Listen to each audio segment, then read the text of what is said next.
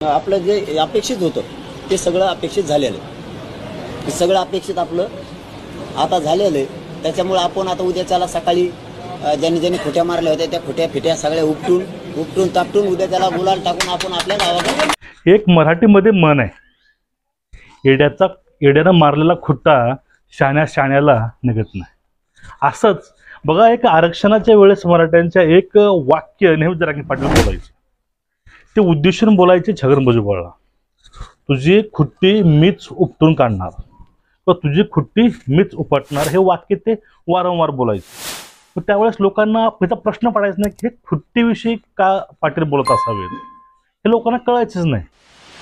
पण ही खुट्टी नेमकी कशी होते आणि जरांगे साहेबांनी जो आरक्षण मागितलं होतं ओबीसी मधून ते का मागितलं होतं, आणि त्यानंतर ओबीसी मधून आरक्षण येणारं तर टिकणार आरक्षण आहे आणि महाराष्ट्रातील आणि मराठवाड्यातील मराठा समाज हा कुणबी आहे.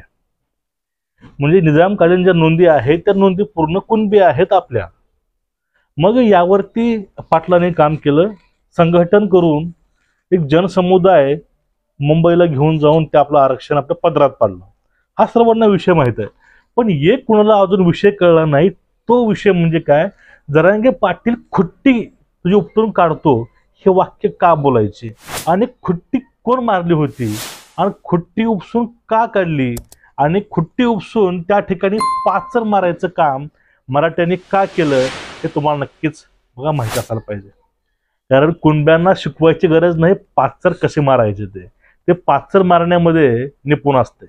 बघा, आता तुम्ही पहिलं हा व्हिडिओ बघून घ्या, तुम्हाला कळून जाईल की जरांगे पाटील भुजबळला मुद्दाम तुझी खुट्टी उपडून काढतो असं का बोलायचं तुम्हाला समजेल पूर्णपणे.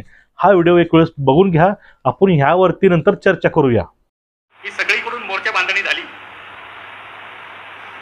आणि मराठा समाजाला ओबीसीचं आरक्षण द्यावं असा जोरदार प्रयत्न सुरू झाला. म्हणजे जवळजवळ जणू काय ते आता झालंच या भ्रमात खूप लोक होते. आणि नेमका त्याच वेळी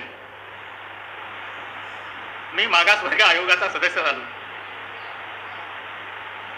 आणि मराठा समाजाचा ओबीसीत समावेश करायचा की नाही याच्यावर जे मतदान झालं त्यात माझ्या एका मताने मराठा समाजाला ओबीसी पासून दूर केलं गेलं आणि एक खुट्टा मारून ठेवला. तो खुट्टा पुढच्या कुठल्याही आयोगाला उघडता आला नाही, तो न्यायालयाला उघडता आला नाही आणि ओबीसींच्या पासून हे जे उच्चवर्णीय लोक आहेत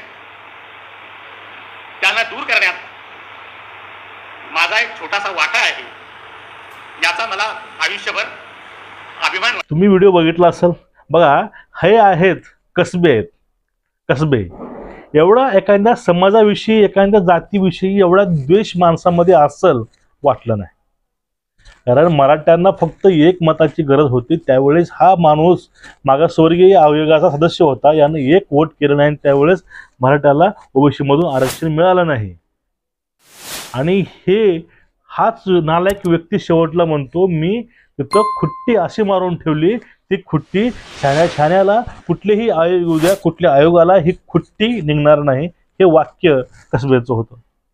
पण याची तू खुट्टी कसेही मार, तुझी खुट्टी उपटायला मराठा समाज आणि कुणबी समाज जो आहे तो खूप निपुण आहे. त्याला खुट्टी कुठं मारायची, कुठून खुट्टी उपसायची, कुठं पाचर मारायचं तासू हे कुणब्याला शिकवायची गरज नाही. माशाला जसे पोहायला शिकवायची गरज नाही तसं कुणब्याला शिकवायची गरज नाही की पाचर कसे मारायचे. तुझ्यात बरोबर पाचर आता हे मारून ठेवलेली आहे. आणि ते खुट्टी होती, ती खुट्टी मराठ्यानं एक संघटन आपलं बनवून सर्व एकजुटीनं लढून मुंबईच्या तख्ताला झुकिवलं. ते मराठा योद्धा जरांगे पाटलांनी सर्व मराठ्यांना सोबत घेऊन आणि ते खुट्टी बुडापासून उपटून टाकली आणि त्या ठिकाणी एक असं पाचर मारलंय, ते पाचर मराठ्याशिवाय कोणाला निघणार नाही. आपण या पाचराविषयी नंतर गोष्टी करूयाच, आपण याविषयी पण व्हिडिओ आणूया की मराठ्याने पाचर कसं मारलेलं आहे. आणि ते 5 तर फक्त मराठेच काढू शकतात, हे एक इतिहास आहे मित्रांनो. हा इतिहास घडणारच आहे. तुम्हाला कळलं असेल या खुट्टीविषयी नेमकं काय होतं.